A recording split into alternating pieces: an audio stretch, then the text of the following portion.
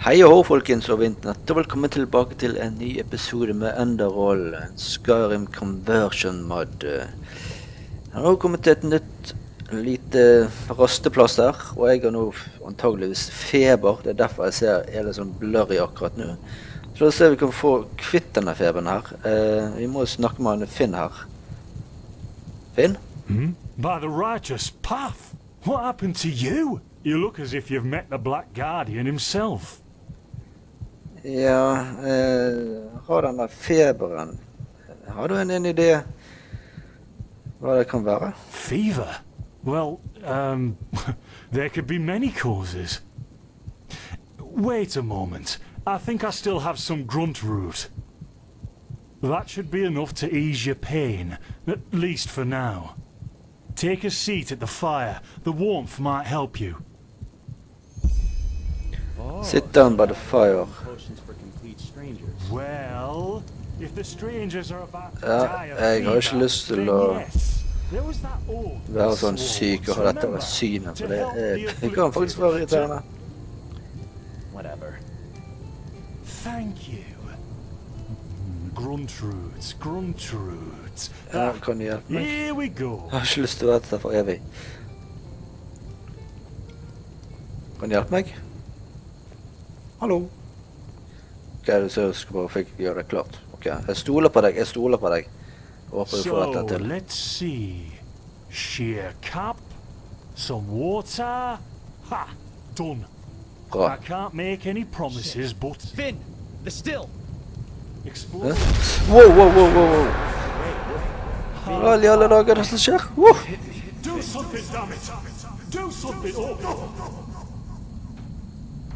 Hæ? Wow. Oh, sod it. Nei, alle dager. That was a fucking close call. Hey, I'm sorry, all right. We'll pick up a new one in Ark. You're paying for it. Here I thought this bloody day couldn't get any worse. This day isn't getting any better. Here, drink this. It'll help you. Så på det. Uncorked bottle og du skal drikke. See, you already look a lot better. Still, you should let a priest take a look at that fever as soon as Det var possible. bedre. Ja, feberen har lyst til å bli kvitt. Portion will wane in a few days. Takk skal du ha. Men hva i alle dager var det som skjedde her nå? What? You mean the still? Bad Still? quality and too much heat, I'd wager. But, whatever will be, will be. Men den eksplosjonen, stemmene, var dine? Explosion? I'm not sure I follow. Oh, that'd be great, wouldn't it? Finn Dalleries.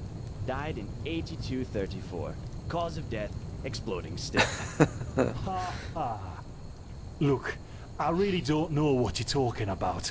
Maybe... Wait a second. Hva? What was that? Hva som skjer?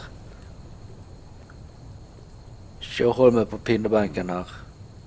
I could have sworn I saw something moving over there. Borti der. Oh shit! Hva? Nei. Carbos! Kan vi... They've hit me. Skurker? Banditter? Those bastards. They've hit me. Kan jeg hjelpe? Jeg har ikke lyst til å bli sittende her. Carbos, nei. hey! Do Carbos, something, no. damn it! Do... Wow.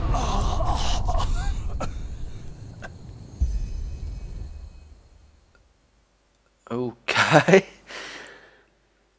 Now would you look at that? Our mysterious survivor has awoken. Hoppe fra et sted til sted der. Hvor er jeg? Hvem er du? Jaspar Matumiel Delveric. Jaspar for short. And you, my friend, are in my very own campsite. And before you ask, yes, the bandits killed both of the apothecary. The only reason you're still alive is that the impact of the explosion threw you right into a thicket. Luckily enough, most of your injuries are only superficial, and I've already taken care of them. Your fever, though, is an entirely different story. Feberen, den... Oi. Feber. How do you know all this? Spør jo. Ja, det lurer jeg på. Var du der når jeg ble Suffice angrepet? it to say I was on the perimeter. And no, I didn't help for two reasons. One, I was outnumbered like crazy. And two, I'm in a happy relationship with my entrails. Ok, du I er wish I en had a more fredelig mann. heroic answer for you, but I don't. Sorry.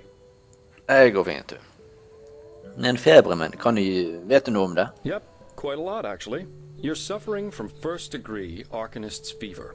I'm quite surprised that the old apothecarius didn't see that, to be honest. You're suddenly capable of doing things you previously knew only from the bard songs, right? And you're feeling unusually strong and dizzy at the same time? While drinking herbal potions leaves a, well, kind of a bitter feeling in your head? Ok. Han gjør det altså, ok, ja.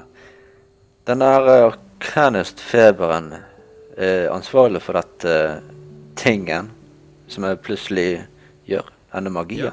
Your magical talent has broken free inside you. I don't have any myself, but I've worked together with enough arcanists to know the signs. Simply put, what's happening is that your body can't cope with the magic. This isn't klarer much ikke of a problem magien, at altså. first, Ok. but if you don't do anything about it within the next couple of months, you'll find yourself running through the heartland naked, throwing fireballs at everything that moves.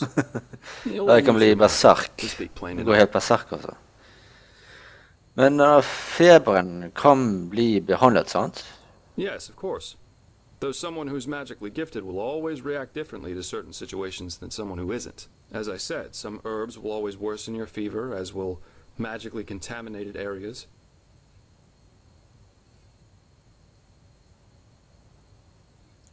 Så denne feberen blir verre når jeg drikker potions. Among other things, yes. Just as being magically gifted can make a person powerful, it can also make them sensitive and prone to certain conditions.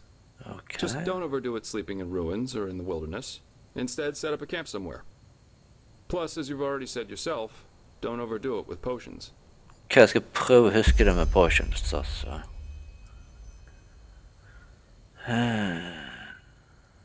Men hvordan kan du behandle det med denne grøntrotekstrakten? What? No, that won't help you in the long run. What you need is ambrosia, a special mixture of herbs that can remedy the fever without any side effects. Brose har jo noe på meg. Every good alchemist has that in stock, but it'll cost you. Men hva med disse her syne? Visions?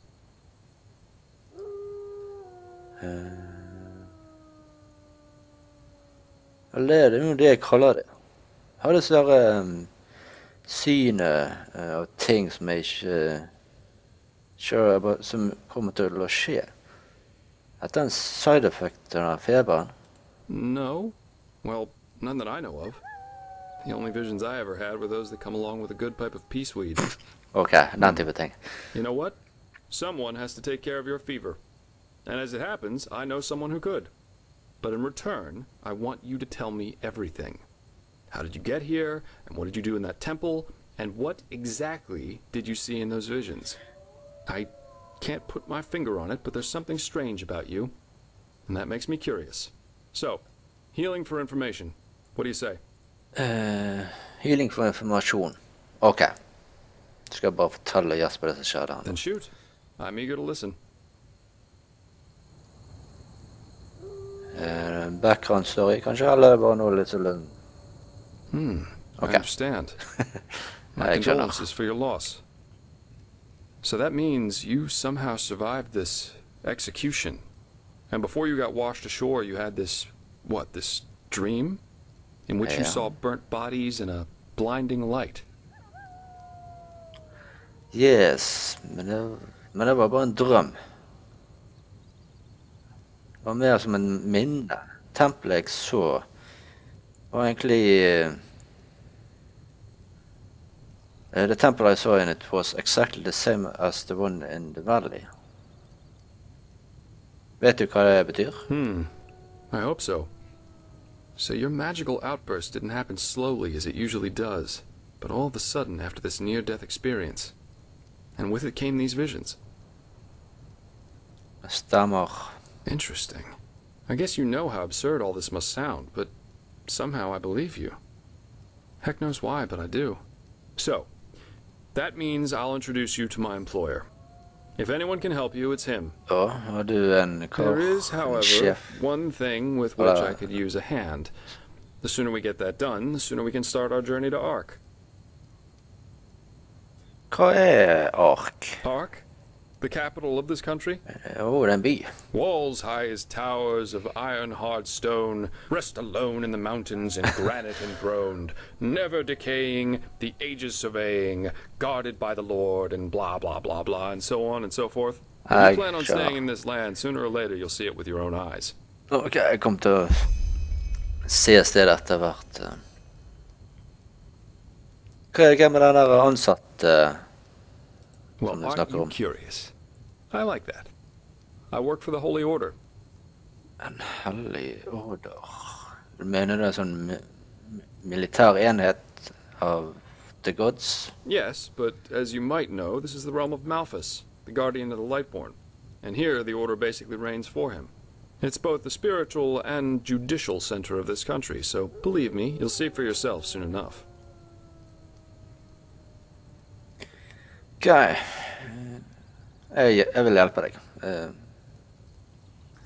Fortere så jeg kan bli kvitt den der feberen, jo bedre. Splendid.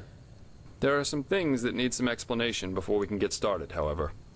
Where should I start? Okay.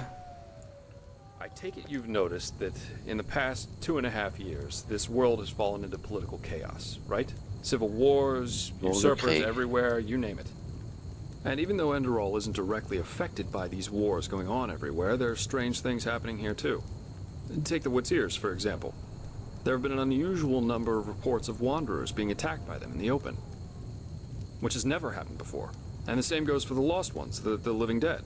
Until 2 years ago, they were a rather rare magical phenomenon. But now every other corpse not properly cremated starts walking again as if it were the most natural thing to do. Ja. The strangest thing, however, is what they call the Red Madness. Galskap. Tror den kaoset could be in any way relatert til ryktene med Lightborns deaths? Alle i Nerim snakker om de. Yeah, the rumors. I've heard them too. And I could indeed imagine that they're true. And that there's a connection, yes. Så du tror at noe drepte Lightborn? As I said, maybe. If you ask me, the Lightborn were never more than false gods anyway. Her har jeg trodd at Enderal var most pious folk på en sivilisert verden. Please, don't take me as an example. I've seen that a ikke long life is only one of the things powerful magic can achieve. And this whole false deity theory isn't that new, after all. And seriously, let's say the Lightborn really are as mighty and omnipresent as the revelations say they are. Kanskje jeg Wouldn't the power Lightborn, magically smite me here and now for my det de insolence? snakker om. The Lightborn were just powerful kings. No more, no less.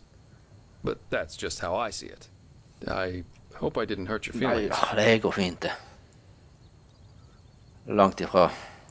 Splendid. You never know. But we're digressing. Det er sant. Men du nevnte noe om rød galskap. Yeah. It's some kind of mental illness that makes people lose their minds. Just a couple of weeks ago, for instance, there was a smith in Ark who slaughtered his entire family. He was drunk, Ugh. but that doesn't explain why he screamed things like, "Fear the light," while he was doing it. Or a young noblewoman who killed herself by setting her family estate on fire for no apparent reason. Kan det ha noe You med might say that den these røde kinds of things galskapen jeg hadde i den By now, drømmen there have helt been i more than a begynnelsen av dozen spillet? of them. That and the fact that the possessed's eyes glow red shortly before and during their deed has made people call it the Red Madness. Ja. Det er akkurat sånn som med faren min. And just 3 days ago, Han it hadde jo happened røde again. øyne og gikk Only this time galskap. it was a magister from within the Holy Order itself. Ja, Magister. Right, you're not from here. A magister is a kind of sage from the Holy Order who Ja, det er så teaches the mye young historie her nå. novices who are aspiring to become keepers or arcanists. Yarrow was his name, a man who had more than 60 winners on his back. Hva var det han gjorde? He killed 15 novices and himself. According to the only eyewitness to survive, he entered the teaching room as usual to give a lecture on alchemy. But instead, he gave a strange speech in which he explained that humanity is corrupt, void, as he put it. And his eyes started glowing, he locked the door, and... well, he tore himself apart with a magical explosion. You can imagine the kind of uproar that caused. Kan tenke meg. Det er jo fryktelig, altså. And unnecessary. Completely unnecessary. Så hva er din rolle i alt dette her? Du sa noe om arbeid for orderen. Men jeg går ut ifra at du er en munk. Well, I'm not exactly one for vows and austerity, so no, I'm no keeper. Okay. I guess you could say my specialty is recovering things that have been lost. Treasures, tomes, memories, and the like. En sporer, And the en Order hired me trekker, to do type exactly kar. that. They want to know how a highly intelligent man like Yarrow could fall victim to the Red Madness. And also if there's a discernible pattern to how this malady, or whatever it is, chooses its victims. Med andre ord, du søkte etter motiver. Men hvordan kan jeg hjelpe deg med det? Jeg vet jo ingenting om dette med Yarrow. True, but that's irrelevant. Yarrow grew up in a small village named Riverville, which isn't far from here. And according to some of the other wardens, he visited this area quite often after his partner's death. So it's quite possible we could find some clues around here. Shards of his past, if you like. I've already searched most of the area, but a second pair of eyes wouldn't hurt. What do you think? Høres ut som en plan. Hvor skal jeg starte? Well, for starters, I need you to travel to Riverville and talk to an old man named Alfred. He was a childhood friend of Yarrow's, and he might be able to tell us something worthwhile.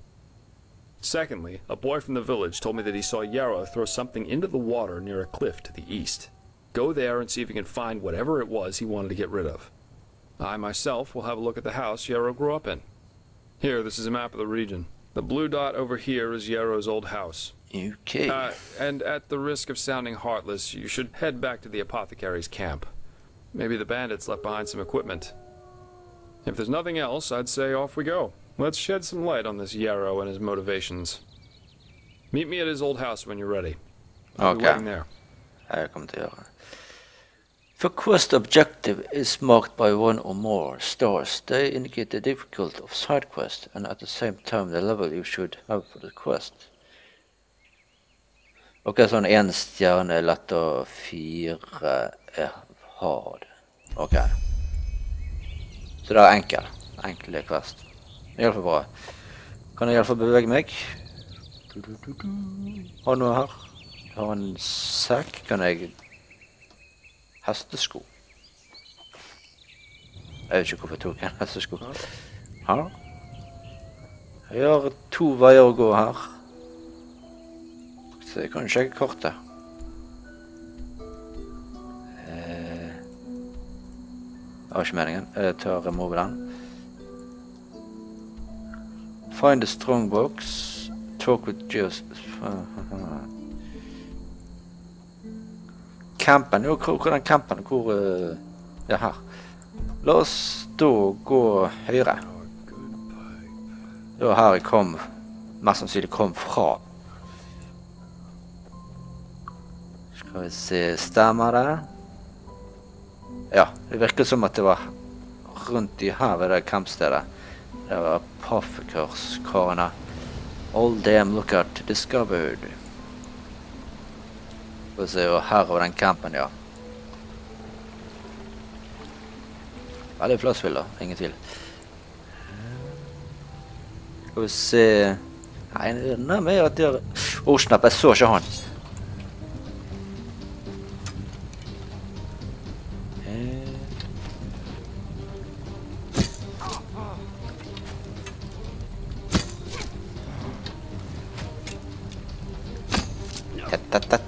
Det tar ikke meg.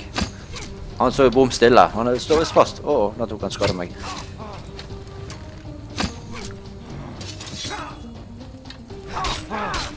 Bare slå til.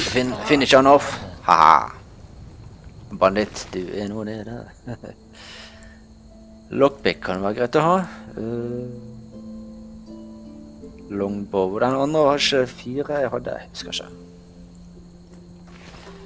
Og vi ser litt her. Ja, det var 4. Så vi tar den vekk. Tar hans bue. Setter den som nummer 1. Life absorption. Det var ikke det fra før. Nå plukker opp bøker her. Må vi selvfølgelig se på de. Ja, jeg har alle der. Men så var det noe her i consumable, synes jeg det var. Ja, en krist element med 1. Karbos, for meg. Badge of the Apothecary. Ja. Hvor er han andre karen? Han... ting her.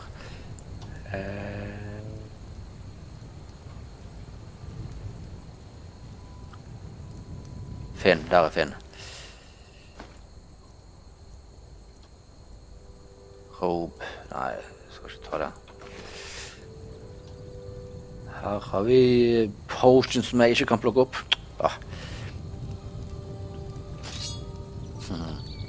Er jeg normal her nå? Nei, det er jeg ikke. Jeg håper det vil fikses igjen når jeg starter spillet på nytt. Men jeg tror dette er et bra sted til å avslutte episoden på. Får sjekke litt videre rundt om her i neste episode. Så hvis du er ny til kanalen, så må du selvfølgelig abonnere, dele med venner og kompiser. Trykk på tommelen opp, sett ned også pris på oss, og inntil neste gang, folkens. Så snakkes vi da. Hei hå!